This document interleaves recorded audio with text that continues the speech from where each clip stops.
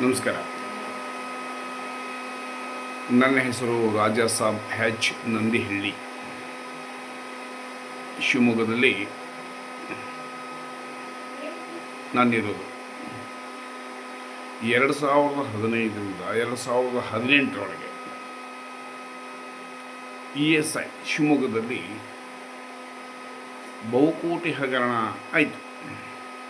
ಈ ಬಹುಕೋಟಿ ಹಗರಣದಲ್ಲಿ ವಂಚನೆ ಆಗಿದ್ದ ಬಡ ಕಾರ್ಮಿಕರಿಗೆ. ನಾನು ಸತತವಾಗಿ ಸುಮಾರು 8 ವರ್ಷಗಳಿಂದ ಬಡ ಕಾರ್ಮಿಕರಿಗೆ ವಂಚನೆಯಾಗಿದ್ದು, ವೈದ್ಯಕೀಯ ವೆಚ್ಚದ ಮರುಪಾವತಿ ಹಣವನ್ನು ಕಾರ್ಮಿಕರಿಗೆ ಕೊಡದೆ ಆಡಳಿತ ವಿಮಾ ವೈದ್ಯಾಧಿಕಾರಿ ಡಾಕ್ಟರ್ ಎಸ್ ರಾಜೂರವರು ಸ್ವಹ ಮಾಡಿದ್ದಾರೆ. ಅದಕ್ಕೆ ಆಡಿಟ್ ಕೂಡ ಆಯಿತು. ರಾಜ್ಯ ಆಡಿಟ್ ಅಧಿಕಾರಿಯವರು ಬಂದು ಆಡಿಟ್ ಮಾಡಿ ಸರ್ಕಾರಕ್ಕೆ ವರದಿ ಕೂಡ ಸಲ್ಲಿಸಿದ್ದಾರೆ. ಅವರು ಕಾರ್ಮಿಕರ ಸಹಿಯನ್ನು ಆಡಳಿತ ವಿಮಾ ವೈದ್ಯಾಧಿಕಾರಿಯವರು ಸಹಿ ಮಾಡಿ ಕಾರ್ಮಿಕರ ಹಣವನ್ನು ಕೋಟಿ ನುಂಗಿದ್ದಾರೆ ಅಂತೇಳಿ ಆಡಿಟ್ ವರದಿ ಸರ್ಕಾರಕ್ಕೆ ಹೋಯಿತು. ಆದರೆ ಸರ್ಕಾರ ಆತನ ಮೇಲೆ ಇಲ್ಲಿಯ ತನಕ ಯಾವುದೇ ₹1 ಕ್ರಮ ಕೈಗೊಳ್ಳದೆ ವಂಚನೆ ಆಗಿದ್ದು ಕಾರ್ಮಿಕರಿಗೆ ನಮಗೇನು ಅನ್ನೋ ನಿಟ್ಟಲ್ಲಿದ್ದಾರೆ. ಇಲ್ಲಿ ಕಾರ್ಮಿಕರಿಂದ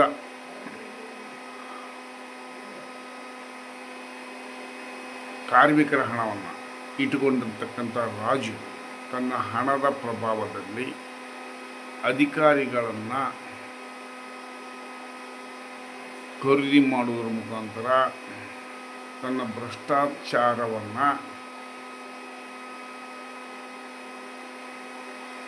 ಮುಚ್ಚಿ ಹಾಕ್ಕೊಳ್ಳುವ ಒಂದು ಷಡ್ಯಂತರ.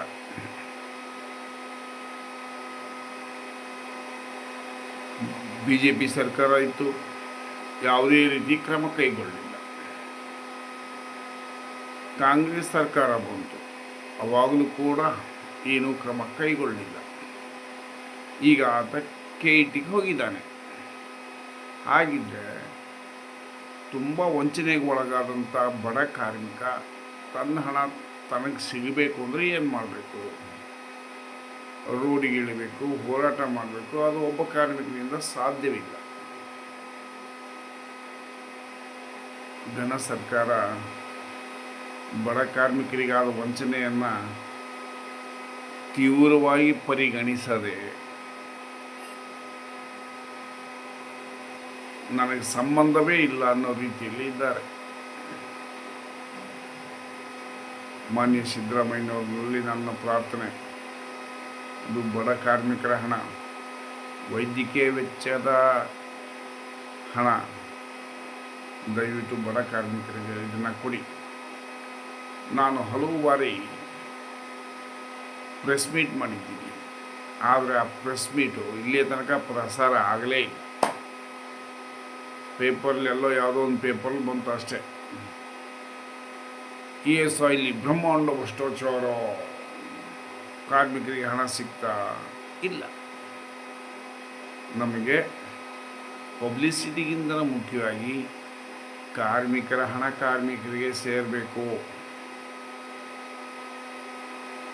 ಇಲಾಖಾ ವಿಚಾರಣೆ ಅಂತ ಮಾಡೋದು, ಇಲಾಖಾ ವಿಚಾರಣೆಯಲ್ಲೂ ಕೂಡ ಕಾರ್ಮಿಕರಿಗೆ ವಂಚನೆಯಾಗಿದೆ, ಇದು ನಕಲಿ ಸಹಿ ಮಾಡಿದ್ದಾರೆ ಅಂತೇಳಿ ಇಲಾಖಾ ವಿಚಾರಣಾ ಅಧಿಕಾರಿಗಳು ಕೂಡ ಸರ್ಕಾರಕ್ಕೆ ವರದಿ ಸಲ್ಲಿಸಿದ್ದಾರೆ.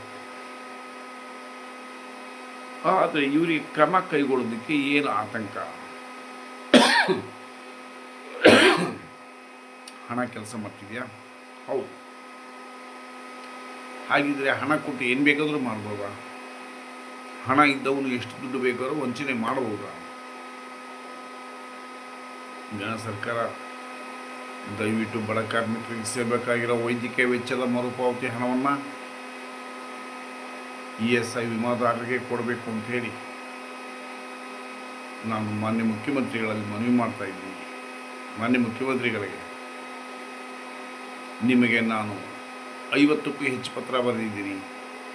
ಕಾರ್ಮಿಕರ ಹಣ ಕಾರ್ಮಿಕರಿಗೆ ಬರಬೇಕು ಅಂತ ಮಾನ್ಯ ಕಾರ್ಮಿಕ ಸಚಿವರಿಗೆ ಬರೆದಿದ್ದೀನಿ. ಮಾನ್ಯ ನಿರ್ದೇಶಕರು ESI ಅವ್ರಿಗೆ ಸಹ ಬರೆದಿದ್ದೀನಿ. ನಾನು ಬರೆಯೋದಾಯ್ತು ಬಿಟ್ಟರೆ ಕಾರ್ಮಿಕರಿಗೆ ಇಲ್ಲಿ ತನಕ ಹಣ ಬರೆದಿಲ್ಲ. 8 ವರ್ಷಗಳ ಹೋರಾಟ, ಇನ್ನೂ ಹೋರಾಟ ಮಾಡ್ತಾನೇ ಇದ್ದೀನಿ. ಇನ್ನೂ ಘನ ಸರ್ಕಾರ ಎಚ್ಚೆತ್ಕೊಳ್ಳದೆ ಹೋದರೆ ಶಿವಮೊಗ್ಗ ಜಿಲ್ಲೆಯ ಎಲ್ಲ ಕಾರ್ಮಿಕರನ್ನು ಒಗ್ಗೂಡಿಸಿ ಬೀದಿಗಿಳಿಯೋದು ಅನಿವಾರ್ಯ ಎಂಬ ಸಂಗತಿಯನ್ನು ರಾಜ್ಯ ಸರ್ಕಾರದ ಗಮನಕ್ಕೆ ತರ್ತಾ ಇದ್ದೀನಿ. ನಮಸ್ಕಾರ.